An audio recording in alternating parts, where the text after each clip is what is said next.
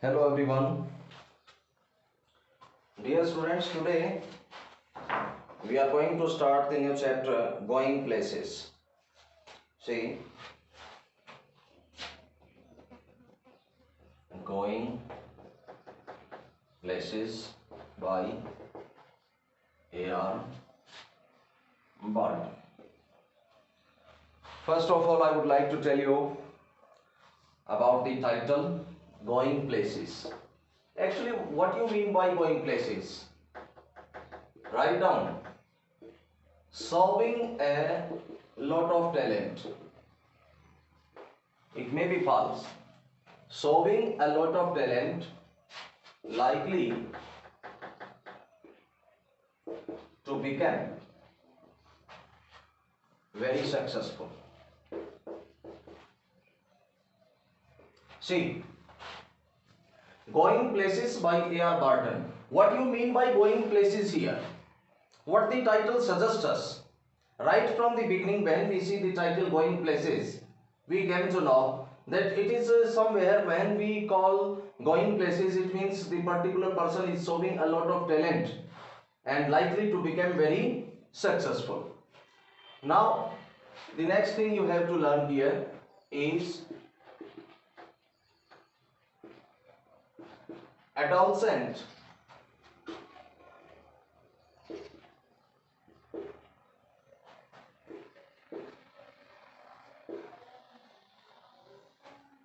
Adolescent fantasizing. You know about the age adolescent?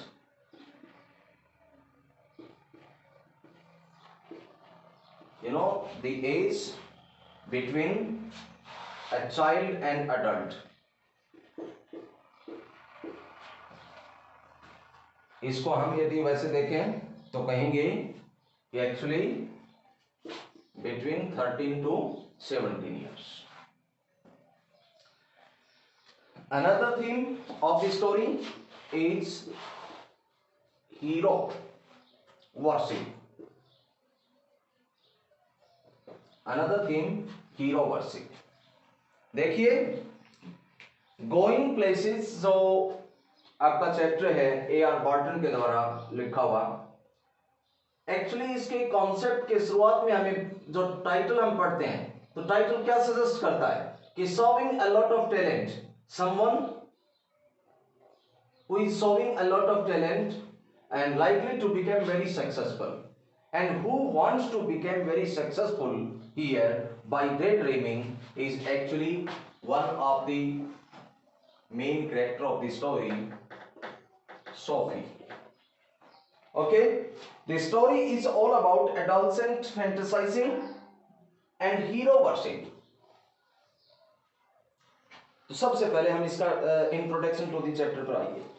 Let's see the introduction to the chapter.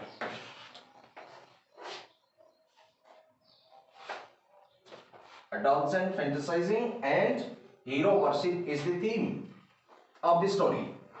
Now, first I would like to give you the brief introduction to the chapter so that you can understand that what we are going to read in upcoming time. See the story, and you have to write down it.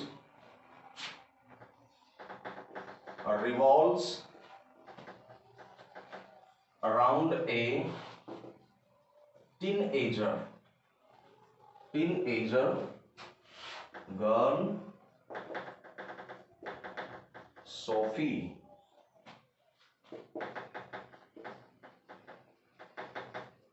Her family and absolutely friends. She is a daydreamer who is always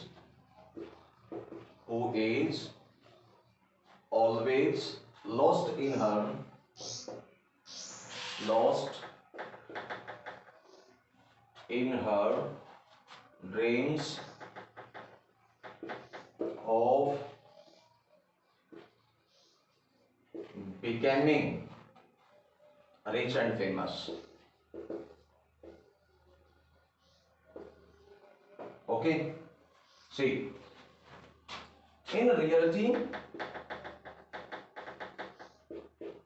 if we came to reality, let's write down one more sentence here on.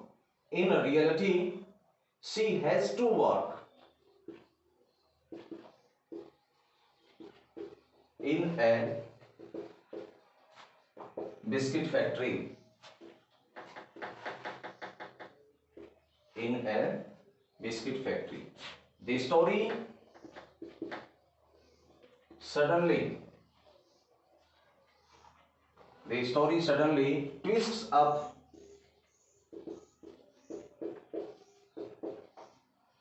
when Sophie made a wild imagination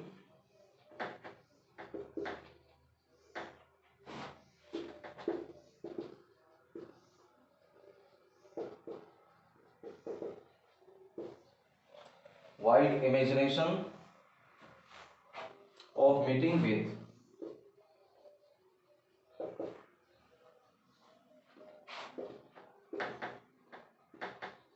Danny Casey. आप इसको यहां तक देखिए।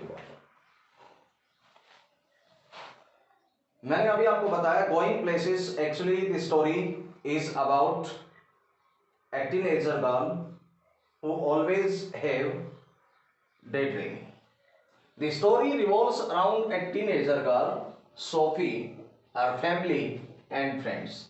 The story is all about a teenager girl, Sophie, her family and friends. She is a daydreamer, full of imagination. Daydreamer, Divya सपन देखने, हमेशा काल्पनिक बातें करना, बहुत ज्यादा ऊंची ऊंची बातें सोचना, वास्तविकता से, रियलिटी से जिसका तार्किक रूप से कोई संबंध ना हो. Who is always lost in her dreams of becoming rich and famous. हमेशा डे ड्रीमिंग करती है सोफी, जो कि टीनेजर लड़की है, रिच और फेमस बनने के लिए. एक्चुअली क्या है, in reality she has to work in a biscuit factory. As far as we came to the chapter later on, I would like to tell you that one of our colleague or classmate, I would like to say Gen Z, is very realistic. They are parts upon in their character. We have to know all these things later on. In reality, here right now, she has to work in a biscuit factory. The story suddenly twists up when Sophie made a wild imagination of meeting with Danny Gagey, a great Irish footballer. एक बहुत अच्छा समकालीन समय का जो footballer है डेनी कैजी, उसके बारे में वो वाइल्ड इमेजिनेशन करना शुरू कर देती है, मनगढ़ंत रूप से उसके बारे में सोचना शुरू कर देती है. डेनी कैजी नेवर मीट सोफी, लेकिन वो इमेजिन करती, वो कल्पना करती है. तो आपने देखा कि ये जो कहानी है किसके चारों तरफ घूमती है, सोफी इसमें सेंट्रल कैरेक्टर है, उसका परिवार है, उसके फ्रेंड है, उसके फ्रेंड पे जेंसी आती है. वो डे ड्रीमर है और always lost in her dreams, और वो ड्रीम्स उसके होते हैं रिच बनने के लिए, फेमस बनने के लिए, और वास्तविकता में उसको काम करना क्या है, स्कूल के बाद बिस्किट फैक्ट्री में. वो ईयरमार्क्ड है बिस्किट फैक्ट्री के लिए, जेंसी और Sophie. The story suddenly twist, इस कहानी में और ट्विस्ट आता है जब वो और ज्यादा क्या करती है, एक वाइल्ड इमेजिनेशन करती है कि वो डैनी कैजी से मिली थी. अब आप देखिए, इसमें मैं कैरेक्टर्स पर लेकर के आना चाहूंगा आपको. Before going to start the chapter, let me tell you all the characters involve in the story. I hope you write down this.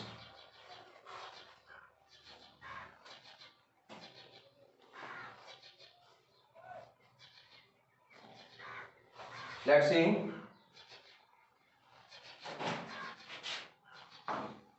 The first one, Sophie. क्या कहेंगे, a school going teenager. First character, the central character of the story. Second, Gen Z, a friend and classmate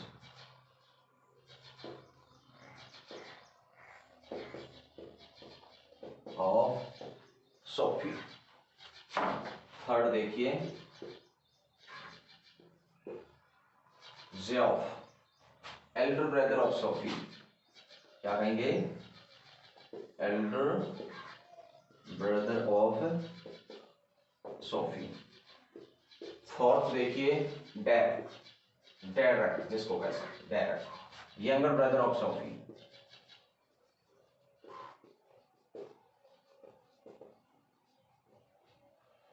fifth देखिए, Danny Casey,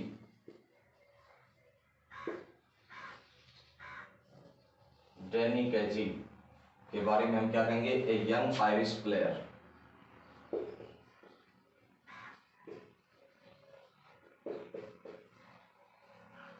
young Irish player और young football, और add कर लीजिए young football Irish player.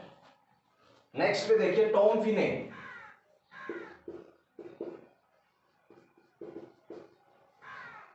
Tom फिने की बात भी आती है.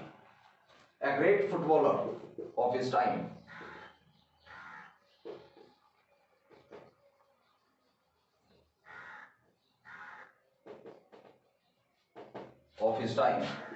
नेक्स्ट देखिए, father and mother of Sophie. These are the basic characters involved in the story. We have to read them time and again. Let's see. First is Sophie. पहला जो character हम पढ़ रहे हैं यहाँ पर सोफी का, स्कूल गोइंग टीनेजर है. लेकिन दिक्कत यह है कि जैसे ही मैंने अभी आपको बताया था कि थीमेटिक बेस वैल्यू पर यदि हम जाएं तो it is all about hero worship and adolescent fantasising. किशोरावस्था में जो कल्पनाएं हो सकती हैं और जो कल्पनाओं में रहने की जो आदत है वो सोफी को है. ए स्कूल गोइंग टीनेजर है. Jansie, a friend and classmate of Sophie, and they are totally different from each other in reality. She is very realistic, she is daydreamer. तो हम कहेंगे कि दोनों के कैरेक्टर में बहुत ज्यादा डिफरेंस है. ये डे ड्रीमिंग करती है, एक तरीके से काल्पनिकता में ज्यादा रहती है. जेंसी व्यवहारिक है, उसको पता है कि उनको काम कहां करना है. इसके बारे में क्या कहा यहां पर? ए friend and classmate of Sophie. Geoff Elder brother है सोफी का, जो कि हमेशा साइलेंट रहता है, बहुत कम बोलता है और इससे थोड़ा सा जेलियस फील करती है सोफी. डेरेक यंगर ब्रदर है, थोड़ा सा चपल है, ज्यादा बातूनी है, ज्यादा एक्टिव है जोफ की तुलना में. Danny Casey, a young Irish footballer, a prodigy जिसको कहा गया है, और हीरो वर्शिप का जो वर्च्यू आता है वो यहीं से है. डैनी केजी सोफी किससे मिलने की बात करती है कहानी में? काल्पनिक तौर पर डैनी केजी से मिलने की बात करती है. Tom Finney, a great footballer of his time का मतलब ये हुआ कि सोफी का फादर बताता है टॉम फिने के बारे में. जिस प्रकार से वो बात लेकर के आती है, जॉफ के सामने बताती है कि वो डैनी केजी से मिली थी, तो उसका पिता बिल्कुल भी इस बात को पसंद नहीं करता. लेकिन इसके साथ ही वो एक बात जरूर बताता है. वो कहता है कि वो भी एक ऐसे व्यक्ति से मिला था जो टॉम फिने को पर्सनली जानता था. तो टॉम फिने का वहां वर्णन आता है, great footballer of his time, और इसमें characters and father and mother of Sophie. So we have to go through the chapter right now. Let's see, हम इस चैप्टर को पढ़ेंगे. Open your textbook.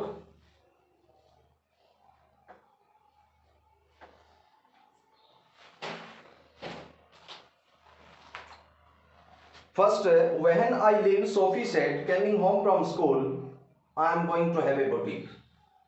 Boutique का मतलब फैशनेबल क्लॉथ्स की दुकान, वो कहती है कि व्हेन आई लिव, कहां से जाने की बात हो रही, स्कूल से छूटने के बाद। Coming home from school, home आते हुए स्कूल से। I am going to have a boutique, वो कहती है कि मैं एक बुटीक ओपन करना चाहती हूं। Jansie linking arms with her along the street looked doubtful. मैंने अभी कहा कि Jansie is totally apart, different from Sophie. यदि हम दोनों के कैरेक्टर को देखें तो जेंसी रियलिस्टिक है, सोफी बहुत ज्यादा डे ड्रीमर है। तो यहां वो कहती क्या है कि Jansie linking arms with her along the street looked doubtful, उसने थोड़ा शंकालु होते हुए देखा, शंकित होते हुए देखा, कि डाउट के साथ देखा कि ऐसा कैसे पॉसिबल हो सकता है। वो कहती है takes money Soph, Soph here use for Sophie. वो कहती है कि टेक्स मनी, इसके लिए पैसा चाहिए। So something like that, something like that here means to start a boutique. यदि आप बुटीक शुरू करना चाहती हो तो उसके लिए क्या चाहिए, पैसा चाहिए। I will find it, Sophie said, staring far down the street, घूरते हुए, देखते हुए उस स्ट्रीट में, गली में, दूर तक आगे की तरफ देखते हुए। Take you a long time to save that much. Jansie कहती कि उतना पैसा बचाने के लिए तुम्हें लंबे समय तक काम करना पड़ेगा, बहुत ज्यादा समय लगेगा। Well I will be a manager then, now there is the second option. वो कहती है कि मैं मैनेजर बन जाऊंगी। सोफी कहती है yes of course, to begin with, कम से कम शुरुआत करने के लिए एक बार, ताकि कुछ पैसा आ जाए इसलिए। Till I have got enough, but anyway I know just how it's all going to look. मुझे पता है कि ये सब कुछ कैसे एस्टेब्लिश होने वाला है।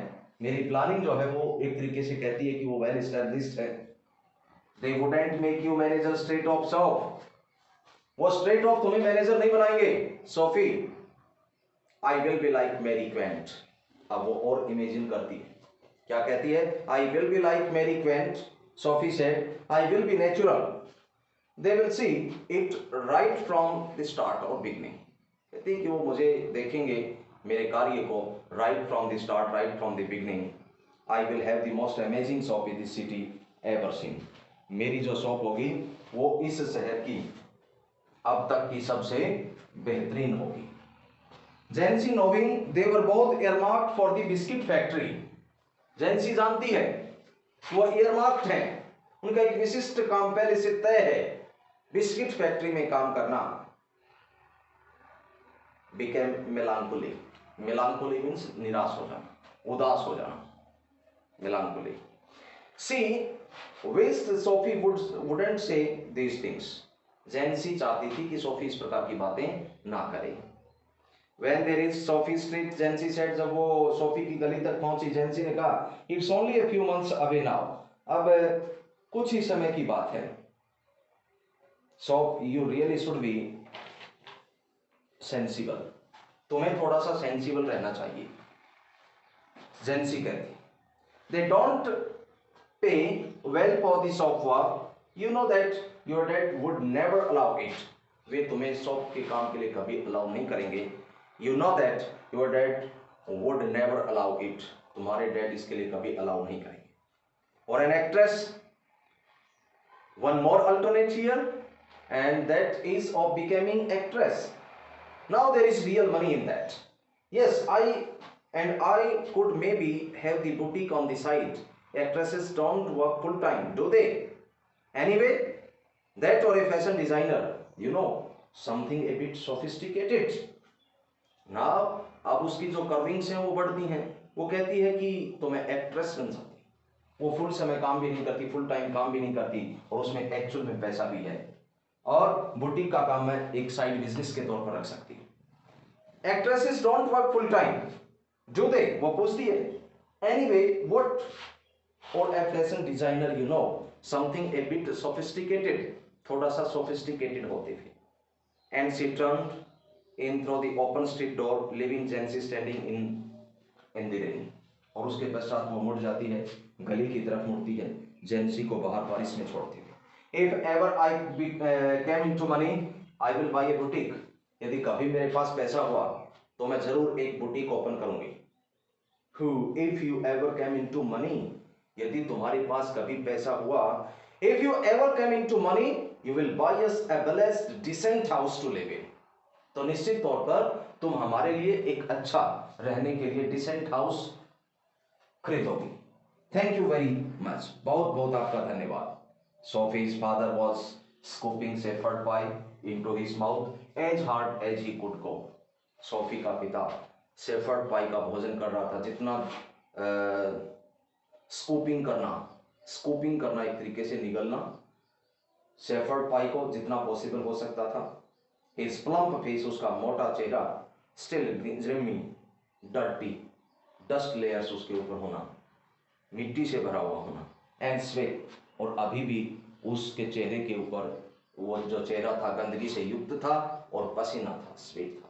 Marked from the day, and it is being said that the physical appearance shows that he worked really very hard. She thinks money grows on tree. Don't see that. That वो कहती है कि जैसे पैसे पेड़ों पर उगते हैं. Said little Derek ने कहा, hanging on the back of his father's chair. अपने फादर की चेयर पर पीछे की तरफ लटकते हुए उसने कहा क्या कि वो समझती है कि पैसे पेड़ों पर उगते हैं. Their mother sighed. उसकी मदर ने आह भरी. Sophie watched her bag stooped over the sink and wondered at the incongruity of the delicate. Incongruity का मतलब होता है बेमेल होना. Of the delicate bow which fastened her apron strings. Fastened बंधे हुए apron strings को. Strings रस्सी होती है. The delicate seeming bow नाजुकता के साथ जो उसका जो शरीर झुकाव लिए हुए था. And the crooked back और मुड़ी हुई पीठ. The evening had already blackened. जो सांझ का समय था, सायंकाल का समय था, वो उसकी वजह से पहले से ही अंधेरा हो चुका था. In the windows and the small room was steamy from the stove. और जो छोटा कमरा था वो अभी steamy हो चुका था स्टोव की वजह से. And cluttered with a heavy breathing man in his vest at the table. और एक व्यक्ति वेस्ट होता है बनियान में बैठा हुआ जो कि heavy breathing जिसको कहा गया है. In his vest the table पर and the dirty washing piled up in the corner. और साफ करने के लिए रखे गए वस्त्र का एक जो ढेर था, पाइल जो था वो वहां पर लगा. Sophie felt a tightening in her throat. Sophie ने अपने गले में कसावट महसूस की. She went to look for her brother Job. वो अपने भाई जॉब से बात करना चाहती थी. He was kneeling on the floor in the next room. वो अगले कमरे में जो है झुक करके बैठा हुआ था, झुका हुआ था फर्श के ऊपर. Tinkering repairing with a part of motorcycle के किसी पार्ट को वो रिपेयर कर रहा था. Over some newspaper spread on the carpet. जबकि कारपेट पर कुछ अखबार उसने फैला रखे थे, स्प्रेड कर रखे थे. He was 3 years out of school. उसको स्कूल से निकले 3 साल हो चुके थे. An apprentice mechanic, and he was an apprentice mechanic. Traveling to his work each day to the far side of the city. उसको काम सीखने के लिए शहर के दूसरे छोर तक जाना पड़ता था. He was almost grown up now. अब वो बड़ा हो चुका था. And she suspected areas of his life about which she knew nothing. और उसके संदेहास्पद जो बातें थी उनके बारे में सोफी को एक्चुअल कुछ भी पता नहीं था. About which he never spoke, और न वो उनके बारे में उन बातों के बारे में बातें करता था. He said little at all. उसकी कैरेक्टरिस्टिक्स क्या थी? वो बहुत कम बोलता था. Ever voluntarily, अपनी इच्छा से, स्वेच्छा से. Words had to be prized out of him like stones out of the ground. शब्द उसके माउथ से ऐसे निकलते थे जैसे कि धरती से पत्थर निकलते हैं. And she was jealous of his silence. और वो बहुत ईर्ष्या करती थी उसके साइलेंस से. When he wasn't speaking, it was as though he was away somewhere. जब वो बोल नहीं रहा होता था तो सोफी को ऐसा लगता था कि वो कहीं खोया हुआ था. Out there in the world, बाहरी संसार में. In those places, खासकर उन स्थानों में, she had never been, जहां पर वो कभी गई नहीं थी.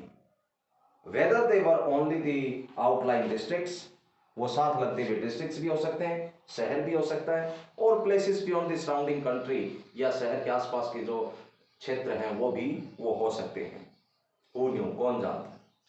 They attained special fascination simply because they were unknown to her and remained out of her reach. ये जो जगह थी ये एक स्पेशल आकर्षण का कारण था. स्पेशल फैसिनेशन था सिंपली, साधारणतः, because they were unknown to her, उन स्थानों के बारे में वो अनभिज्ञ थी, and remained out of her reach, और वो उसकी पहुंच से भी बहुत ज्यादा दूर थे. Perhaps there were also people, exotic, interesting people to whom he never spoke. संभवतः कुछ लोग, विचित्र, अद्भुत, इंटरेस्टिंग लोग, whom he never spoke, जिनके बारे में वो कभी बात नहीं करता था. It was possible, संभव था, though he was quite and didn't make new friends easily. ये उसकी characteristics का हिस्सा था. निश्चित तौर पर संभवतः कि वो आसानी से नए मित्र नहीं बनाता था. She longed to know them. उनको जानना चाहती थी. She wished she could be admitted more deeply into her brother's affections.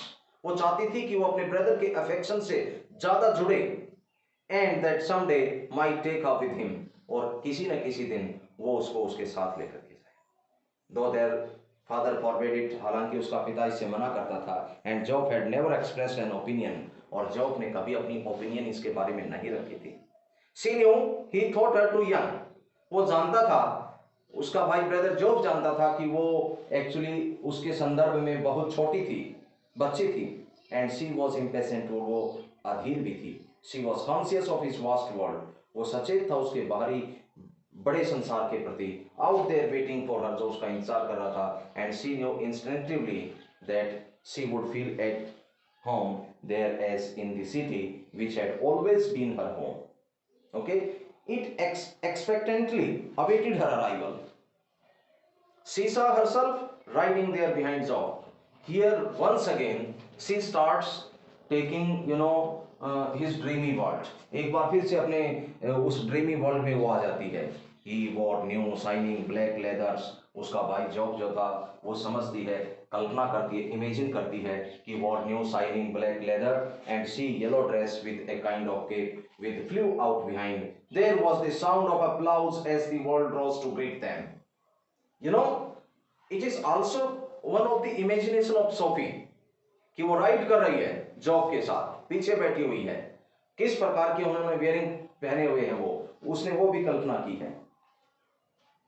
और जैसे ही वो वहां पहुंचते हैं तो अप्लॉज होता है, बहुत ज्यादा उनकी प्रशंसा होती है और लोग उनका स्वागत करने के लिए खड़े हो जाते हैं. Dear student, that's enough for today. We have to read it within 2 or 3 parts, so you have to cover it right here on, and in the next period, in the next class, I would like to teach you further. Till then, have a nice day.